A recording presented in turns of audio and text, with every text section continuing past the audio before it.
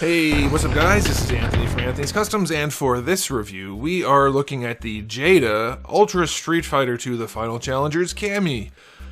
I know a lot of people thought this was going to be a really good figure when they announced it, and that the line has been doing really well. How could they fail? And I'm happy to tell you they didn't fail. It's another good one. It's another really good one. There are some caveats though. There are a few issues, kind of like with Dulcim.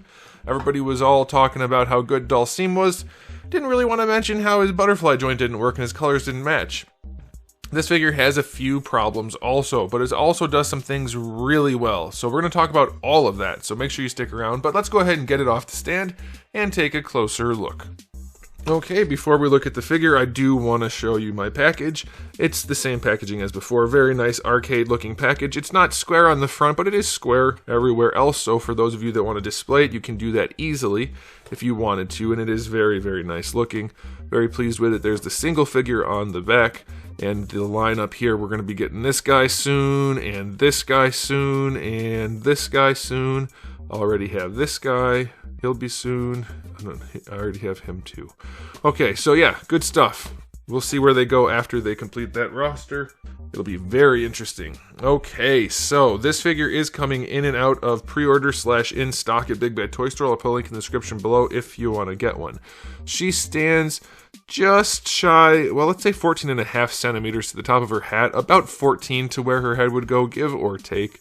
That's going to be about 5.5 and then 5 and, I don't know, 3/4, something like that. Here she is up against Darwin, our Marvel Legends scale representative, and that works. That's basically 1/12 scale. Here she is up against, I don't know where my Ryu is offhand, so here's Violent Ken. He was handy enough. He's angry. Should be Angry Ken. Anyway, there you go. Scaling is, I think they're skewing everybody kind of to the middle a little bit, but not bad. Alright, so let's do a question of the day. Which look for CAMMY is your favorite? Green leotard, blue leotard with the black stripes, or any of the modern stuff? I don't like any of the modern stuff. I like the classic looks. Okay, this one would be my favorite. Let's see. Was there yeah, blue leotard I guess was a thing, but it was only like P2. Anyway, let's look at the figure. First things first, I love the proportioning, love the sculpt. It has the right look. They are definitely leaning into like a cartoonish aesthetic. Not my favorite thing, as we've talked about in the past. The faces are kind of cartoony. The bodies don't have like super high detail other than some of the clothing, but it still works. It's a consistent design philosophy throughout the line, and I'm still happy with this line for sure. And people are going to say, hey, Soda did that too, and yes, they definitely did. Some of their figures were hyper anime and some were hyper realistic. You never knew what you were going to get. But this line is consistent, so I will give them that. Paint job is generally pretty good. The camo on the legs looks right. The red thing on the chesticle looks pretty clean there. It's not perfect.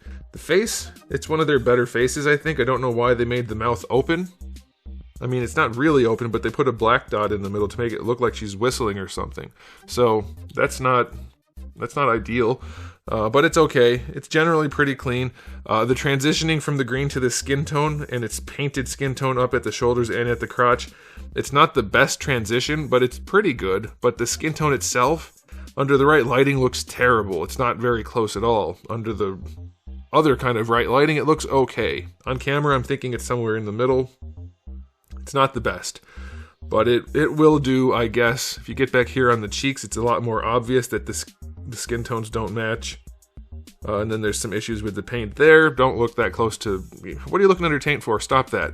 Okay, so yeah, it looks pretty good. It's not perfect. Just like Dulcim, there are some flaws in the aesthetic. And actually, one in the articulation too. It's actually just like Dulcim. So this figure does look really good. I'm very pleased with it. There are some issues though. Some nice notes. There is shading throughout the skin tone. That's okay. I'm not sure it's the right color for the shading. It's a little orangey, but it's not bad. And then in the green, it actually looks really nice. The shading in there looks really good. Hopefully you guys can see that. But here's the other thing that's a problem. I got two of the CAMMYs, and they both have these same things. Both of my CAMMYs have these lines right here in the torso and up here in the boob. It's the exact same line, so it's something with the molding that is not good. So that's really, really unfortunate. But that aside, and then those paint issues aside, it is a really good looking figure. I know it sounds like I'm being negative, but this is a review. I have to point out the stuff that you guys need to be aware of. If I just say it looks really good, well, then you won't know everything. But other than the things I've mentioned, it does look really good. I'd like to see a little bit more paint in the shoes and maybe a little bit of a tighter sculpt. It does look very cartoonish, but still pretty darn good. The hair, yeah, it's a little, I don't know. I think they could have gone with a different color. It's a little lemony for my liking. There's a little bit of paint in there, but you know, there's definitely room for improvement on this line. It's a really good line, don't get me wrong, but we're comparing it against itself at this point. It's an extremely good line. For the money, it's hard to beat. You can't beat it. But that doesn't mean there's not room for improvement, and if we don't talk about the room for improvement, they have no need to improve. I mean, other than, I guess, dignity. I don't know.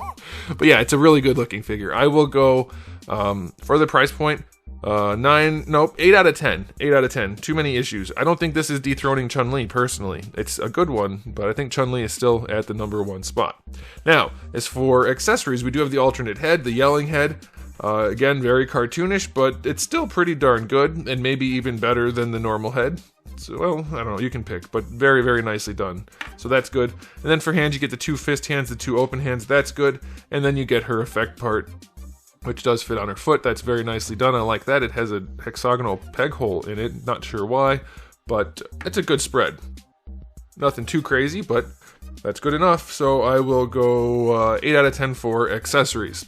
Now, can she pose? This is where Dulcim had a problem. He was super good at posing until you touched the butterfly joint and then the figure wanted to break.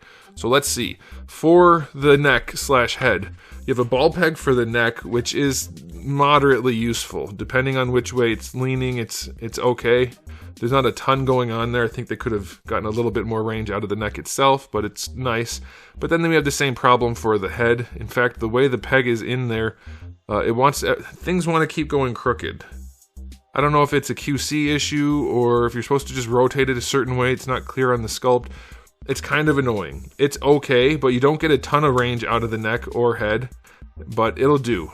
Like, ball pegs are definitely the way to go, because even when they're bad, they have nice usability, but it's not as good as it could be at all. We need bigger balls. Alright, the ponytail things, they don't actually have ball pegs or anything. I mean, it's kind of technically a ball peg. It's more of like a mushroom. It just rotates, which is fine. I think that's okay. Alright, for the shoulders, here we go. It's not Dulcim's issue because she doesn't have butterflies, but as you can see, the way they did the sculpt, you get that deltoid sticking up some, which actually looks very nice. I like that. But then, like this right here, that looks nice. But then it bumps into that and you can force it under, but you still don't get very good range in that shoulder. So that's definitely a problem. A little bit of tinkering would have solved that for sure. Apparently, I mean, they're doing a lot of work, so I don't blame them. It's a smaller company, but one little tinker in that shoulder would have been good. Just tinker it just a little bit more. Alright, so bicep swivel is fine. Double jointed elbows, no problem at all. Good range even with the glove. Wrist swivel hinge, that's fine. Diaphragm joint on this figure. Leans back pretty nicely. We'll just do both at the same time, so that works pretty well. Don't like the gap, just don't go quite as far and you won't have the gap. So that's decent. Going forward, it's pretty good. Not an incredible amount of range, but definitely enough. So that's nice. At this price point, it's perfectly good. Alright, then to the side, that's nice, and of course you get your rotation out of both. The crotch piece is a fairly soft piece. Now these hips, you might think if you're used to collecting Marvel Legends, oh, they can't have good range because there's no giant gap or weirdness to them. Well, watch. Because of the softer crotch piece, you can bring her leg up better than horizontal. It does kick out to the side just a little bit, but that's a pretty good seamless butt to thigh to crotch to everything for raising the leg. That is not bad at all. Alright, that's pretty darn good. Now going out to the side, can she do the splits with no nuggets? Let's see. Some of you are going to get that. I'm going to get that phrase to catch on. Splits all the way out to the side. No nuggets. Pretty good. You do get a little bit of gapping. But seriously, like perfect splits. It's definitely doable. That's very, very nicely done. Of course, you get your thigh swivel. That's fine. Double jointed knee. That's really good, no problem there. That's a really nice knee joint. And then for the boots, you get a boot swivel at the top of the boot. Ankles go all the way back and pretty far forward, and you get an ankle rocker, which is acceptable. So her articulation, not incredibly impressive, though very nice, other than the shoulders, and the neck is okay. I will give her an 8 out of 10. It's pretty darn good, but again, some room for improvement. Those shoulders should not be as limited as they are. But now it's time for the final verdict. Do I recommend this? Yeah, of course. So far, this line hasn't had a miss. Some of the figures aren't as good as others, and this is one of the better ones, but it definitely has a few problems. The shoulders, for instance, the neck's not great. The mismatch coloring for the skin tones, though if you don't look too close, you probably won't notice it. It's a really good figure, but it's not perfect, and I think it's important, guys, no matter how smitten we are with a line, and Lord knows I'm smitten with a Street Fighter line that's good like this. I mean, I'm thrilled with this line as a collector, but as a reviewer, we have to keep it 100, as they say. And it's not perfect, so we have to call that stuff out. But it is really good. I'm going to give it an overall rating of 8 out of 10 for this line. If you're comparing it to Marvel Legends, it's like 1,000, so we don't need to do that. Like, that's an understood thing, okay? For this line, 8 out of 10. Really good release, but not perfect. Let me know what you guys think in the comments section below, but that's it for me, so thanks for watching. If you enjoyed the video, please do give it a thumbs up. If you didn't, give it a thumbs down, and if you haven't subscribed, you should. I have new videos just about every single day around the holidays, but normally it's every single day. And I do have thousands of videos already on the channel, so make sure you come back for all of that. And in the meantime, keep collecting.